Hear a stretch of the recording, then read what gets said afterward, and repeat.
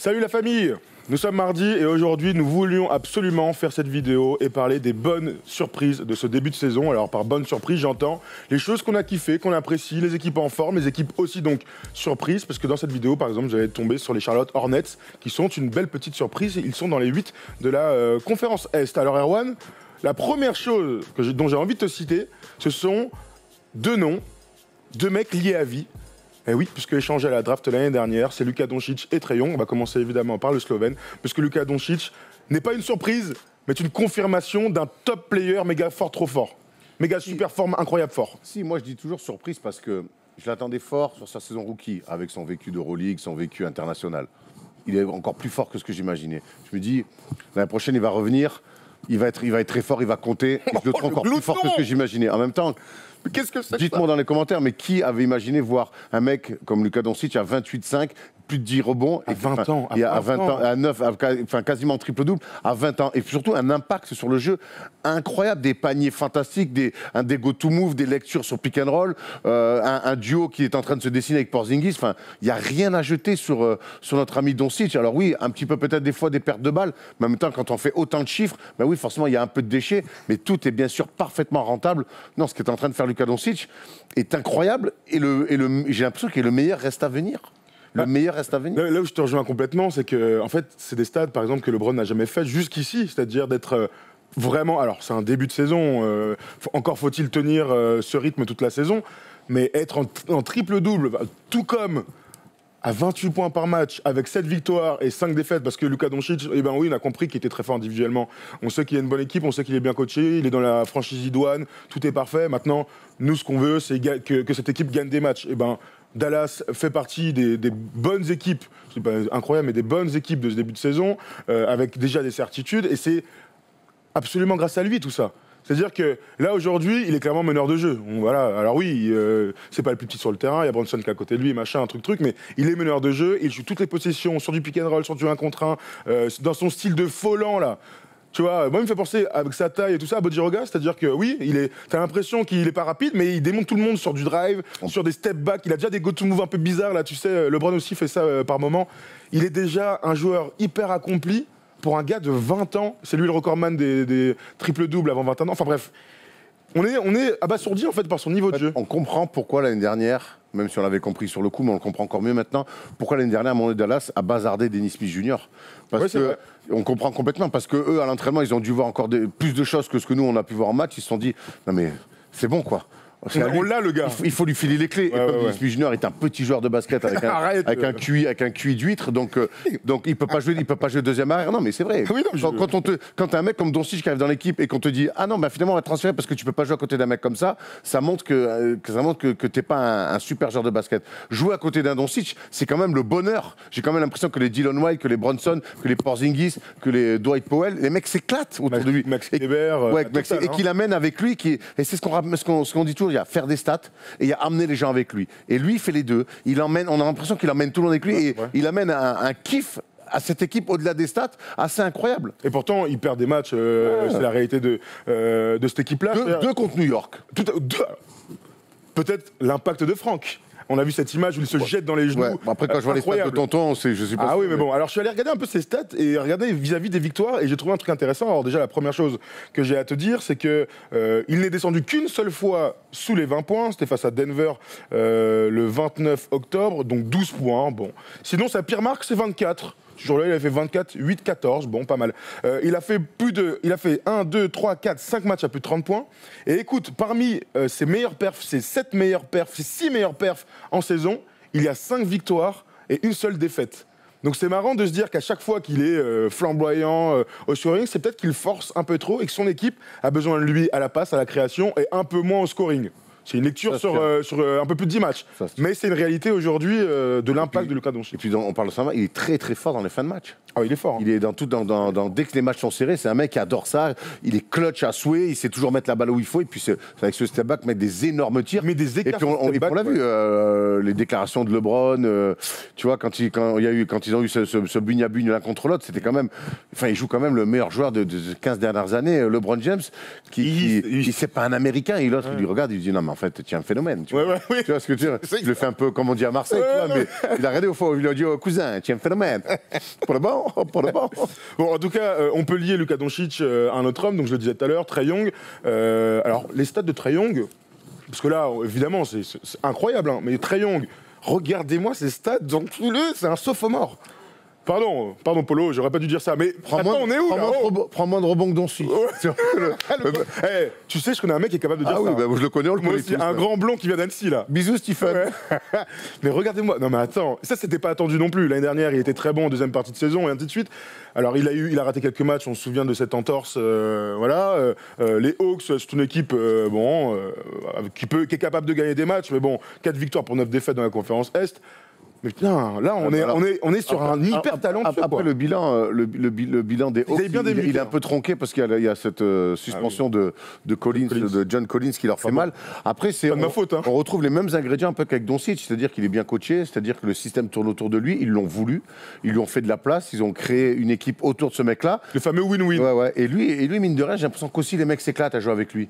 Alors il fait des choses incroyables, et sur pick and roll, il régale tout le monde, il amène tout le monde avec lui, beaucoup de jeux rapides, il dit courir avec moi, il va se passer des choses. Et on retrouve, alors même si c'est deux physiques et deux types de joueurs quand même assez différents, même s'ils peuvent jouer le même poste, mais en tout cas, ces deux mecs qui emmènent tout le monde qui emmènent toute leur équipe avec eux, où la franchise est organisée autour d'eux, et qui sont aussi très bien coachés. On le dit pas assez. Non, mais parce que il est bien coaché, notre ami aussi, Trae Young. Non mais tu as entièrement raison, et c'est vrai que ce côté j'emmène les autres avec moi, il est clair. On ajoute aussi sa faculté à tirer de très très loin, donc on est vraiment là, on le dit à chaque fois, mais on continue à le répéter, on est vraiment dans une ère où quand tu fais un pick and roll à 3 mètres de la ligne à 3 points, les gars s'arrêtent derrière les pics et tirent, et Marc sont efficaces sur ce type de tir. Alors juste ses pourcentages, il a 44% au tir, 37% à 3 points, énorme. Sachant qu'il en tente presque 9 par match, c'est incroyable. Trae Young est un joueur franchement à part. Quand tu regardes un match, tu te rends compte que c'est les enfants de Curry, quoi. Putain, il fait des trucs incroyables. Attention quand même. Ah. Il est un peu insolent, tonton. Il met des petits ponts, il chambre et tout. Attention de se pas... Attention de ne pas se faire... Non, mais moi, il me régale. Hein. Tu sais... Attention, je crains la découpe. Ça fait partie du jeu. Iverson s'est fait découper. Moi, tu sais, il y a un gars qu'on sauce sur les réseaux partout, nanana, White Chocolate, Jason Williams. Mais il en faisait des trucs comme ça, des passes de coude, des passes... Nanana. Au bout d'un moment, c'était fantasque, joue ton jeu, et s'il y a un tonton qui vient et que te démonte... Je vois bien un des jumeaux Maurice, par exemple, lui mettre une manchette, tu vois. Peut-être, mais après, il a l'air aussi d'être apprécié. Tu vois, pour l'instant, il y a pas... Il peut y avoir des trucs physiques, mais il n'y a pas de mauvais coups. Non, de toute façon, la vérité, c'est que quand tu fais des stats comme ça, quand tu mets des tirs, tu es respecté par le jeu. Voilà. Tout à fait. Et lui, pour le coup, il y a des mecs qui défendent sur lui, ils se sont cassés la gueule. Exactement. Et ils disent, merde, il est fort. Il est fort. Putain, le petit, t'as mis un petit pont, c'est un branleur. Ouais, mais il est fort. Les mecs doivent parler entre eux. Donc, non, mais ce qu'il fait là, c'est vraiment. Et puis, tu as l'impression qu'il est revanchard, lui aussi. Il fait une revanche sur la vie, et il le dit tout le temps. Il y a juste titre, parce que moi, le premier, je croyais pas du tout autant en lui, sans dire qu'il n'avait pas le niveau NBA jamais de la vie, mais je le voyais pas si fort, vraiment. Et ça se voit c'est un revanchard. Ouais, c'est vrai. Dans son attitude, ça se sent, alors qu'il est plutôt une tête de gentil garçon, mais tu sens qu'il est là. Ah, ceux qui ne croyaient pas en moi, regardez ce que je fais. Et il dit que parmi ses petits motivateurs, il pense aux tweets et aux déclarations des gens qui ne croyaient pas en lui. Bref, c'est un moteur comme un autre, il a raison. Après, c'est le jeu. Bien sûr. Aucun problème. On a fait le tour sur nos deux petits potes de la dernière draft. On va aller sur une équipe qui enfin s'est décidée à bien jouer au basket, à être bien coachée elle aussi. Monty Williams, on parle évidemment des Phoenix Suns, qui sont 5e de la conférence Ouest, avec un bilan de 7-4. Ils sont bien, nos amis des Suns. Ils se sont trouvés, Erwan. Ouais, ils se sont trouvés en même temps. Ils ont enfin rempli des cases vides comme un coach, un meneur de jeu. Voilà, ça fait des années que c'était leur problème. Ils n'ont jamais réussi à trouver le coach. Il y a eu énormément de changements de coach. Et le meneur de jeu, ils ont essayé tout et n'importe quoi. Là, ils se sont mis sur des valeurs sûres. Monty Williams, Ricky Rubio. Et ça marche bien parce que cette équipe, on le dit tout le temps, c'est une équipe jeune depuis des années qui a du talent. Et notamment, il y a un mec qui s'appelle Devin Booker, qui est un grand talentueux, mais un peu branleur sur les bords. Et puis surtout, on vient de le dire avec les deux mecs qu'on vient de citer, être coaché, ça aide quand même au basket, avec un bon meneur de jeu. Donc voilà, je suis très content de revoir les Suns comme ça sur le devant de la scène. Je ne sais pas combien de temps ça va durer, parce qu'il y a des équipes qui ne sont pas encore complètement à 100%. En tout cas, on a l'impression qu'enfin, cette génération des Suns. Avec ils ont enclenché quelque chose. Ils ont enclenché quelque chose on le répète, on l'a déjà dit, avec un intersaison plutôt bien géré. Pas de coup de folie, un bon coach, un bon meneur. Il y a un très bon pivot à la personne d'Aaron Baines. En ce moment, qui remplace parfaitement dans le set majeur DeAndre Ayton, qui est lui aussi, comme John Collins, absent pour 25 matchs pour des histoires de dopage. Devin Booker, juste ses stats, 25,5 points, 5,9 passes. C'est assez élevé pour notre ami Devin Booker. On va sur un autre mec qui, alors, c'est une surprise. Il mérite clairement sa place ici. C'est évidemment Pascal Siakam, qui pourrait, soyons fous, être MIP l'année dernière, MVP cette saison. Parce qu'on est sur ce type de stats, ce type d'impact et sur ce type de début de saison pour son équipe des Raptors. Stats, impact, bilan, enfin il y a tout qui va bien pour notre ami Pascal. Et ça me fait penser, tu vois, quand je disais je croyais pas trop à Trae Young, je croyais pas trop à Siakam, certes comme un franchise, pourquoi pas, mais un franchise qui peut t'amener. Et en fait, chaque fois que je regarde les matchs, je fais, mais attends, mais il porte son équipe. Il les porte de manière incroyable, puis des deux côtés du terrain.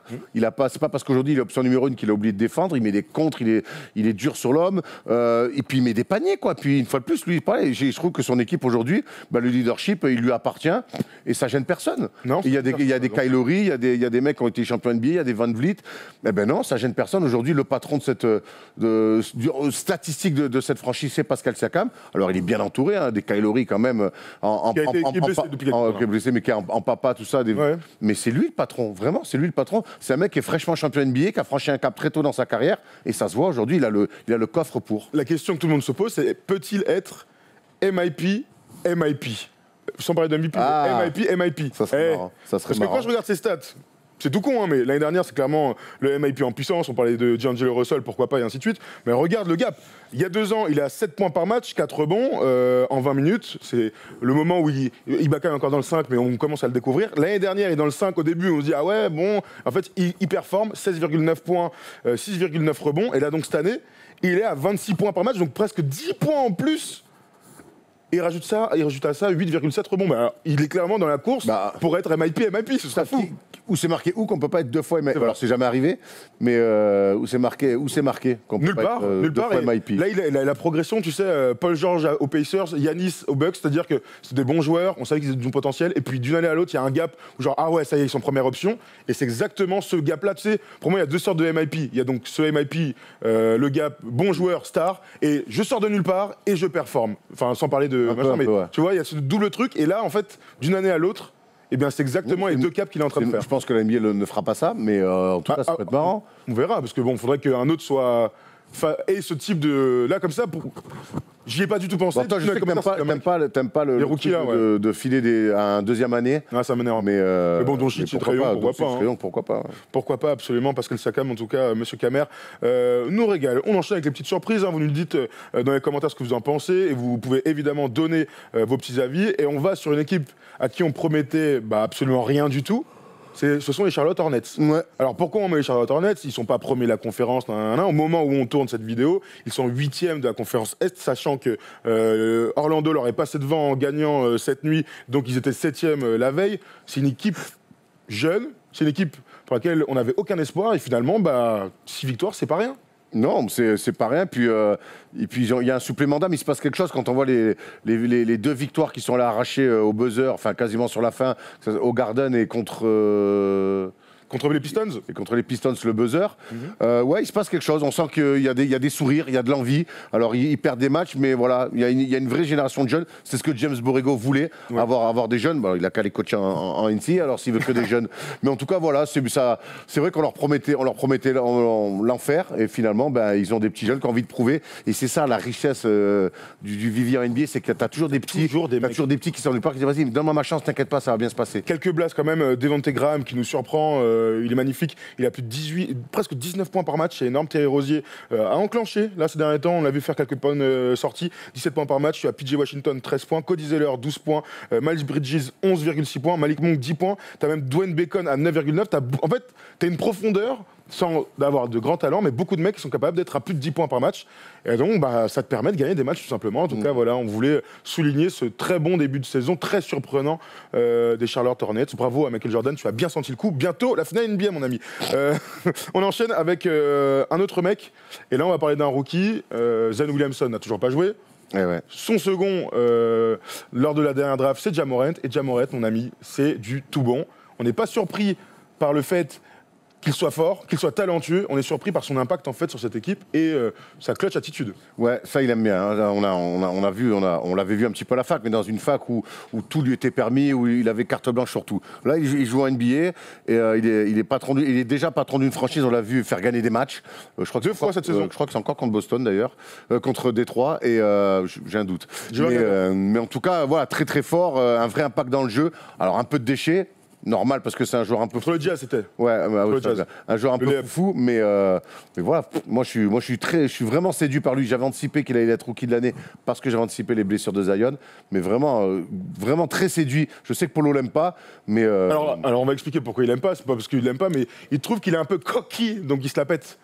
Il se la pète, il parle et ainsi de suite. Les mecs, ils ont 20 ans, ils sont un peu flashy. Le truc, c'est que moi, en fait, ça me dérange pas qu'on dise que les gens l'aiment, tu vois, se plaignent et tout, ça me dérange pas. Après, une réalité, c'est qu'il fait kiffer de ouf, dans le sens, oui, il a de l'impact et tout, mais c'est les joueurs, tu l'as dit, flashy comme on aime, ces meneurs de jeu-là, qui, au bout d'un moment, bah, tu sais, quand tu tentes des trucs, des passes, on l'a vu encore faire un lay-up en passant la balle dans le dos, il a mis des gros dunks déjà après 10 matchs de NBA et ainsi de suite.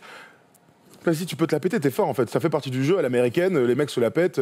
Moi, s'il y avait que des Tim Duncan, je pense qu'on s'ennuierait un peu quand même dans cette NBA. Et puis ça marche bien avec Jaren Jackson Jr. Alors, qui fait un début de saison pas ouf. Hein. Il est dans le creux de la vague.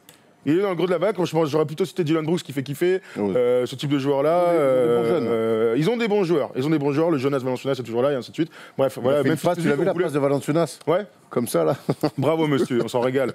Bravo, on s'en régale. Voilà Ja Morant, donc, qu'on va suivre tout au long de la saison. Mais tu vois, ce qui est bien avec les Grizzlies, pour terminer, c'est qu'ils ont quand même tourné une lourde page avec Gasol Conley. Et là, alors, je te dis pas qu'ils auront un playoff cette année, hein, loin de là, mais en tout cas, ils empilent des jeunes qui, en tout cas, où ils peuvent se remettre à bosser sérieusement très tôt. Et ça, c'est intéressant pour une franchise de ne pas végéter comme l'ont fait les Suns, comme le font les Knicks. Voilà, c'est que très tôt. C'est l'avantage d'avoir un mec, un très haut choix de draft, très tôt, donc perdre. Ouais, ils ont perdu vite, et ils récupèrent un gas. Ouais. Oui, il vaut mieux tomber sur Ja Morant a priori que sur Evan Turner. Quand tu prends un deuxième choix de draft, ou Hashim Thabit. Oui, non, a priori, tu as entièrement raison. Mais personne n'avait vraiment de doute sur la valeur de ce gars-là. Encore fallait-il montrer des choses, et c'est ce qu'il est en train de faire, notre ami Ja. On voulait finir sur 2 équipes qui performent de ouf. On va se garder le meilleur pour la fin, mais on va parler évidemment du Miami Heat. Le Miami Heat qui aujourd'hui donc, est 2e de la conférence Est avec un bilan de 9 victoires pour 3 défaites. 4e meilleure défense, c'est là qu'on les attendait. Un Jimmy Butler qui s'est parfaitement fondu dans ce collectif, sans trop en faire, notre ami. Hein. Il fait des passes. Hein. Il est dans le collectif, Jimmy Butler, et ça a 18 points par match. Et en fait, on parlait un peu de ça pour Charlotte, alors là c'est un autre niveau, mais tu as beaucoup de mecs capables d'être bons. Je sais pas si tu les as devant toi, mais sinon je te les cite. Vas-y, mais alors je te les cite. Jimmy Butler, Kendrick Nunn, donc la surprise, en fait on fait ça pour lui aussi. Hein. Kendrick Nunn qui est magnifique, donc on le rappelle, un joueur non drafté l'année dernière, qui a explosé sur les tout premier match, il était à plus de 20 points par match, meilleur scoreur rookie et ainsi de suite, et continue à performer. On le voit à presque 18 points par match pour ce meneur de jeu gaucher. Voilà, c'est une belle surprise. Goran Dragic étant sorti de banc, il continue à être bon, à plus de 16 points par match. Tu as Adebayo qui est dans le 5, tu as Justin Winslow qui lui aussi est capable de jouer meneur, enfin bref, c'est fou. Tyler Hero, Duncan Robinson, shooter. T'as quand même beaucoup de mecs qu'on découvre au sein de cet effectif. Ouais, mais Miami a toujours su faire ça un petit peu quand même avec. Et puis ça, c'est un peu la patte Eric Spoelstra. Et c'est vrai que du coup, je trouve qu'il c'est pareil. On trouve une équipe, on le voit sur la photo derrière, avec des sourires, une envie de jouer. Ça défend. C'est une équipe qui aime bien défendre. C'est aussi. Et puis je te dis, là, moi, Jimmy Butler en daron, c'est-à-dire qu'il score peut-être un petit peu moins que ce qu'on attendait. Par contre, il diffuse. Il a fait plusieurs matchs à plus de 10 passes déjà. Donc voilà, tout le monde a, et c'est aussi une explication de ça. On défend fort et derrière on partage la balle. Et même la star qui est Jimmy Butler, lui aussi montre l'exemple à ce niveau-là. Et puis derrière, tout le monde peut mettre un panier. Donc ça devient compliqué à défendre, quoi. Là où je te rejoins, alors je regardais vite fait les stats de Jimmy Butler. Ils ont enchaîné 3 victoires d'affilée là. Il fait quand même contre Détroit 20 points, 13 passes. Et face aux Pelicans, 16 points, 13 passes, 8 rebonds. Alors Jimmy. Bah oui, je te dis. Mais oui, non, mais je sais, je vais dans ton sens, je te dis que. C'est une espèce d'évolution qui était difficile à prévoir, puisque pour nous, Jimmy Butler est un fort joueur de 1 contre 1, un joueur de caractère, fort sur le drive, step back, ainsi de suite. On le découvre là quand même, qui est capable de diffuser sur les plus jeunes. Je vois qu'il est l'unique. Ouais, tout le monde à sa place. Meyers Leonard est dans le 5 et ça pose aucun problème pour les autres. Enfin bref, ça se passe bien. En attendant, peut-être un transfert en cours de saison. On verra si Dragic ou Olynyk seront évacués. On verra. Tu te souviens, en début, je disais, faut qu'ils aient cherché un meneur pour avoir. Tu vois, on parlait peut-être de Chris Paul. Ou... Genre une réalité, non? Je sais pas, moi, quand je vois je vois que ça fonctionne comme ça, que tu es capable d'inventer des joueurs, que tu vois un petit rookie qui est comme Kendrick Nunn, pardon. Je sais pas, est-ce que tu prends le risque financièrement de te bloquer avec un gros joueur tel Chris Paul, ou est-ce que finalement d'inventer des joueurs comme ça peut faire la maille? Je sais pas, ça dépend quels sont les En tout cas, ça a le mérite, ces mecs-là qui exposent, ça a le mérite de te faire réfléchir. Et ça peut être une monnaie d'échange. Aussi, au cas où. En plus aussi. Parce qu'il y a aussi ce truc, c'est vrai qu'ils sont jeunes, ils ont du talent et tout. Maintenant, tu sais qu'en play-off, c'est rare que les équipes jeunes qui ont du talent vont au bout. C'est vrai. C'est quand même assez rare. Vaut mieux avoir des tontons qui gardent un peu la balle. Ils veulent pas gagner d'ici cette année. Bien sûr. Mais bon, t'as toujours ça en tête. Jimmy Butler, il a pas 22 ans, quoi. Certes. On verra en tout cas. Et on finit par le top du top, le Saint Graal. La beauté, mon Dieu, les Lakers évidemment, les Los Angeles Lakers qui enchaînent les victoires ces derniers temps, qui se sont trouvés autour de Frank Vogel. Frank Vogel est donc le coach le plus victorieux depuis 2010-2011, c'est le meilleur départ de la franchise depuis ce temps-là. On est sur quelque chose de tout à fait inespéré quand je vois la cohésion de cette équipe et ce duo qui marche très fort. Eh ben, c'est ça la question qu'on se posait depuis qu'Anthony Davis avait officiellement rejoint les Lakers, c'est est-ce que ce duo-là va marcher? On avait peu de doutes, mais là c'est non seulement il marche, mais il cartonne vraiment. Il se cherche, il se trouve. On voit beaucoup de relations entre LeBron et Anthony Davis sur du pick and roll, sur du jeu rapide. Les deux s'éclatent vraiment. Je pense que LeBron est moins scoreur. C'est ce qu'on en avait imaginé. Il laisse le scoring à Anthony Davis, mais derrière, il s'occupe de tout. Et Anthony Davis, lui, s'éclate aussi. Donc voilà, je crois que autour, ils ont réussi à mettre en plus des soldats. Il y a moins de all-around comme il y avait la saison dernière autour de LeBron. Des mecs dans des rôles, défenseurs, shooters. Et tout se passe bien. Et Frank Vogel, je trouve qu'après la défaite face aux Clippers, avec son staff, il a très vite, mis un petit peu... trouvé les solutions qu'il fallait. Maintenant, on attend, on sait où on les attend, quoi. Ils sont premiers de la conférence Ouest, 11 victoires, 2 défaites, sont même premiers de la NBA, parce que Boston donc, a perdu. Sacramento m'a fait perdre un max de thunes, merci Boston, après 10 victoires d'affilée. Les Lakers, donc, tu l'as dit, sont très forts en défense. C'est toujours pareil. Alors, quand tu vas dans ton coaching staff, Frank Vogel, Jason Kidd et c'est qui Mike Woodson le dernier? Non, Lionel Hollins le 3, donc des mecs à vocation défensive, tu es en attente d'avoir une bonne défense. C'est bien, c'est exactement ce qu'ils ont. Ils sont capables d'éteindre les équipes adverses, de les laisser sous les 100 points. Ils enchaînent ce type de performance-là. Et donc, quand tu défends bien, quoi qu'il arrive, ça te laisse du temps en attaque. Et ce qui est vrai, c'est qu'au fil du temps, la structure d'équipe est belle, ça y est, LeBron devrait, s'il continue comme ça, finir meilleur passeur de la NBA. Il a plus de 11 passes, ça ne lui était jamais arrivé, il est vraiment meneur de jeu et tout le monde s'éclate autour de lui, il est capable d'avoir ses coups de chaud parce que c'est LeBron, on a vu 25 points par match parce qu'Anthony Davis a enchaîné quelques performances sous les 20 points. Mais surtout quand tu parles de structure, c'est vrai que tu as raison, autour d'eux, il n'y a que Rajon Rondo qui est capable de prendre la balle et de dribbler. Tous les autres, c'est Danny Green, Avery Bradley qui vient un peu de se blesser, KCP qui a été pas bon, et ainsi de suite. Tous ces mecs-là sont capables de défendre, d'apporter ce que ne fait pas LeBron, qui s'est mis à défendre, mais en tout cas de défendre sur les petits, pouvoir changer. Mais tu as aussi Javal McGee et Dwight Howard qui, sont surprenants, quoi. Merde, quoi. Non, mais c'est une équipe vraiment complète sur tous les postes et chacun connaît son rôle et chacun aime très vite. Et chacun aime et assume son rôle. Et ça, c'est quand même énorme. Maintenant, depuis le premier gros choc face aux Clippers, ils ont joué Utah, le deuxième match qui n'était pas encore en place. Ouais. Et je trouve qu'il leur manque voilà, pour l'instant, un match référence. Voilà, il leur manque un match référence. Ils ont eu Toronto qu'ils ont perdu. Ouais. Ils ont eu Toronto qu'ils ont perdu, donc j'attends maintenant de les voir un petit peu. Et tu vois là, ils vont jouer 2 fois Oklahoma, ils vont à Memphis, à San Antonio, chez les Pelicans, ils vont jouer Washington. Donc voilà, ils ont leur match référence, c'est les Mavs et c'est le Heat. Voilà, un calendrier un peu favorable pour le moment. J'attends de grandes batailles un petit peu face à des contenders, voire favoris. J'ai quand même du mal à être inquiet en fait. Tu sais, t'as raison en vrai. Il m'embête. Pas de problème de micro, c'est bon, on peut continuer, très bien. Là où t'as raison, franchement, on attend des grands matchs, mais en fait, tu donneras toujours avantage à une équipe qui se connaît, qui a du méga talent et qui est plutôt bien coachée. Ouais, non, c'est sûr. Tu vois ce que je veux dire? Tu vois, ils vont jouer Denver le 4 décembre, ça va être intéressant, tu vois. Ouais. Est-ce que viens, on fait vite fait pour clôturer cette petite vidéo. Vous nous dites ce que vous en pensez. Mais alors, on va faire ce petit jeu. Aujourd'hui, début novembre, ça y a absolument peut-être aucun rapport avec ce qui va se passer plus tard dans la saison en playoff et ainsi de suite. Mais on va s'amuser à ce petit jeu-là. Je te donne une équipe. Tu me dis si les Lakers t'ont plus impressionné, sont plus forts aujourd'hui, s'ils gagnent sur une série de playoff. Alors la première équipe, on va aller dans la conférence Est, ce sera mieux. Est-ce qu'ils sont meilleurs que Boston? Oui. Est-ce qu'ils sont meilleurs que les Bucks? Oui. Mais moi, je les vois champions, je les ai mis champions, donc en fait... D'accord, mais bon, Tu peux dire aussi peut-être que aujourd'hui. Bah, je trouve que c'est l'équipe qui a le plus avancé, qui est le plus en avance sur les autres favoris. Donc je vais te dire beaucoup de choses. Donc tu vas dire oui à chaque fois. Quasi. On va arrêter même les Clippers. Les Clippers, j'attends de les voir au complet avec Paul George et Kawhi ensemble. Mais pour moi, aujourd'hui, c'est l'équipe la plus en avance. Après, on n'est que début novembre. Et on sait que les débuts de NBA, les équipes ne sont pas prêtes. Jusqu'à quasiment Noël, les équipes ne sont pas vraiment prêtes. Donc aujourd'hui, c'est l'équipe la plus en avance. Très bien. Combien de temps ça durera? A priori, à part Pet, voilà. Anthony Davis joue aussi un peu gêné. Tu vois, on parlait des mecs au repos. Après, j'ai l'impression que c'est l'histoire de sa vie. Il est tout le temps blessé à l'épaule, blessé au machin, blessé au truc. Faut espérer en tout cas que cette équipe puisse se tenir droite. J'ai pas dit les Rockets, mais les Rockets, tu t'aurais pu me dire que les Rockets sont une meilleure équipe sur une playoff. Non. Okay, moi, j'y crois pas du tout, Rockets, tu le sais. Je sais pas, moi je les vois gagner des matchs. Hein. Contre tout le monde. Hein. Très bien qu'ils gagnent des matchs. Ah, okay. Moi, je regarde la méthode, on sait très bien que cette méthode-là, ça ne marchera pas au moment où il faudra que ça marche. Voilà. Ça se tient. Mais c'est l'éternel recommencement. Et c'est pas parce que t'es un hater de James Harden. Et d'ailleurs, j'aimerais qu'on en parle jeudi dans le First Day Show. Tiens, hop, je te le lance comme ça. Eh ben, très bien, faisons un débat donc jeudi sur le First Day Show. C'est notre prochain rendez-vous, chers amis. On se retrouve aussi mercredi pour la petite question sur les matchs du soir avec des cadeaux à gagner dans le First Day Show. Donc voilà, merci Erwan, merci à la régie, merci à Tom et Polo qui ont assuré ce matin. On se retrouve donc tranquillement jeudi pour un bon First Day Show. On verra qui sera assis sur le canapé de Marc-Olivier Fogiel, enfin celui d'Erwan, pour nous raconter toute sa vie. Et puis voilà, on vous souhaite une très bonne semaine de NBA. C'est vraiment un super début de saison. Nous, on s'éclate. J'espère que vous aussi. Voilà. Une bonne journée, un bon mardi. Ciao.